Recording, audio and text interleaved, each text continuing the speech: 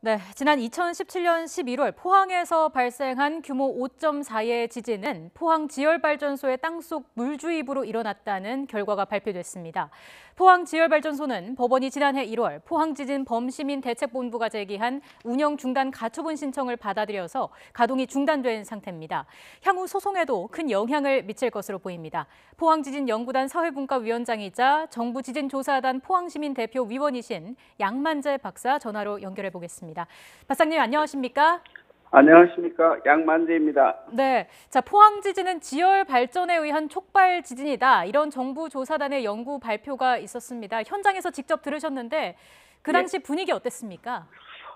분위기는 뭐 상당히 상기가 됐죠. 예. 포항에서 주민들이 한 300여 명 올라왔고요. 시장도 올라오고 국회의원도 참석했고 해서 구호도 나오고 정부 배상하라는 구호도 강하게 외쳤기 때문에 네. 회의장 분위기는 상당한 열띤 분위기였습니다. 예.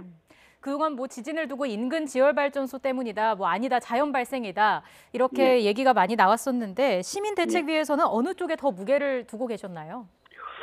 우리는 이제 사실은 이게 초기에는 지연 발생하고 난 뒤에 이 지진이 자연 지진인지 유발 지진인지 불확실했습니다. 예. 오히려 경주 지진이 큰 지진이 일어났으니까 이 자연 지진이 아닌가 하는 이야기도 있었고요. 또 일부에서는 유발 지진이라는 주장도 있었는데 작년 4월에 이제 사이언스지에서 발표된 두 논문이 있습니다. 국내 학자가 발표했죠. 그래서 예. 이진환 교수, 부산의 김강희 교수가 사이언스지에서 포항 지진은 유발 지진이라는 발표가 있고 사람들은 우리 시민들은 다시 유발 지진으로 기울어졌던 겁니다.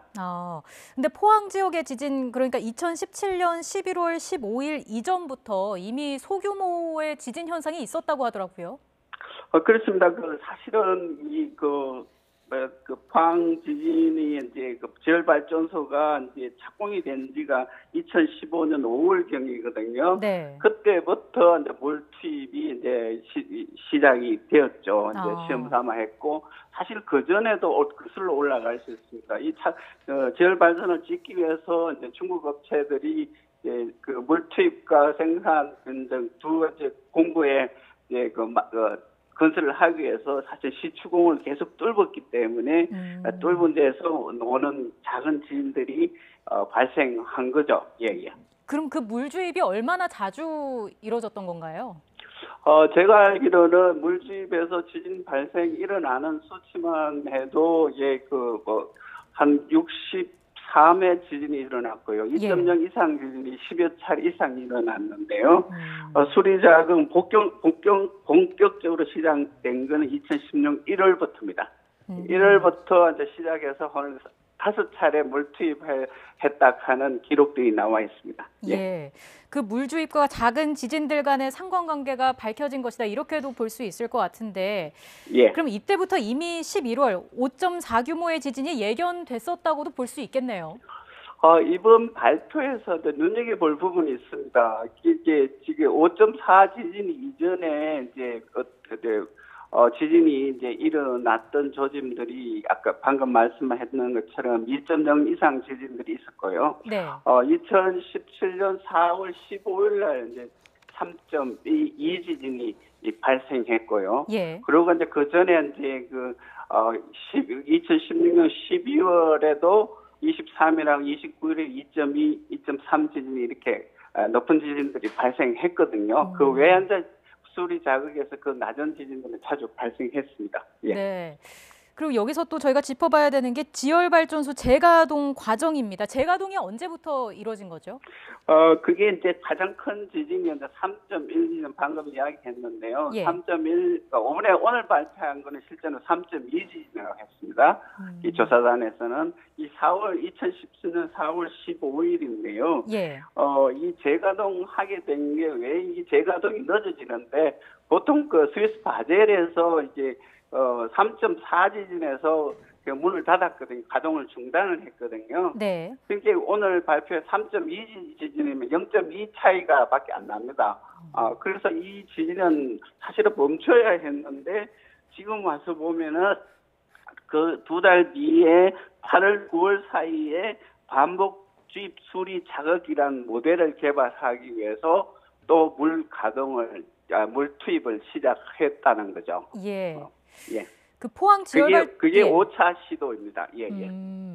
지열발전소가 2015년에 착공되지 않았습니까? 예, 예, 예. 예, 그때 착공될 때 사업 시작하기 전에 지열발전소가 가동이 되면 지진 발생에 영향이 있을 것이다. 이런 예측은 나오지 않았습니까? 근데 그게 이제 지진 발생한다 하는 것은 우리가 지금 2015년 착공식인데요. 예. 이게 지열발전에 공모한 것이 언제냐 하면 2010년 12월로 돌아갑니다. 네. 그래서 이제 본격적인 이제 작업을 건설하기 시작한 2012년도가 잡을 수가 있는데 왜 이 지진의 이제 위험을 사전에 알리지 않았느냐 이 말이 나올 수밖에 없는 것이 네. 스위스 바젤이 2006년도에 시작해서 2007년도 이제 문을 닫고 2009년도에 완전히 이제 발표를 하게 해서 가동이 중단이 됩니다. 예. 그러니까 이 스위스 바젤 사례가 지진이 발생해서 그만뒀는데 중단을 했는데 우리가 그 이후에 2015년, 16년 이런 과정을 겪으면서 왜 지진 발생하는 것을 시민들한테 알리지 않았나 해서 우리는 업무를 계속 가져왔던 거죠. 예, 예. 예.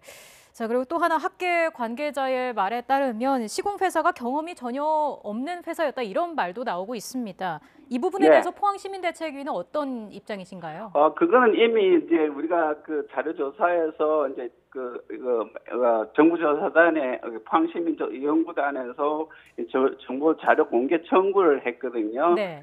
이걸 만들기 위해서 외국 업자들이 언제 들어와서 어떤 일을 했는가 했을 때 보니까 2012년 중국 업체가 들어왔습니다. 이 중국 업체가 이 전문가의 이야기에 따르면은 지열발전소의 시추 경험이 없는 업자가 들어왔다는 거죠. 예. 이 업자가 들어오면서 이 물 압력을 아주 무리하게 이제까지 이제 그 지열발전소가 물 그렇게 강하게 투입할 수 없는 131메가파스락 하는 거대한 압력을 가하는 것은 이게 흔히 하는 말로 경험이 없는 중국 업체가 들어와서 물 투입했다는 이야기가 전문가들의 입에서 나오고 있는 거죠. 예, 예. 예. 지금 지열발전소와의 관계가 드러났습니다. 앞으로 어떤 대응을 준비하실 예정이신지요?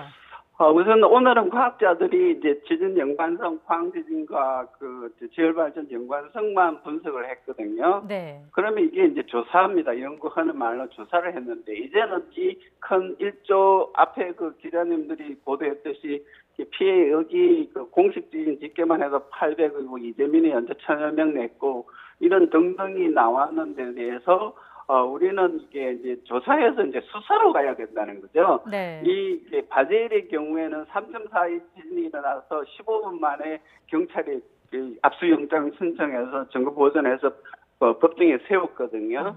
이제는 이 부분에서 조사해서 수사가 가야 된다.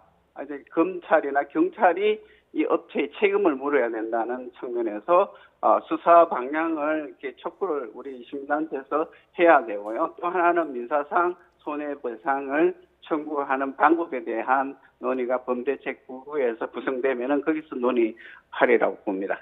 예, 알겠습니다. 오늘 말씀 여기까지 듣겠습니다. 지금까지 양만재 박사였습니다. 고맙습니다. 고맙습니다.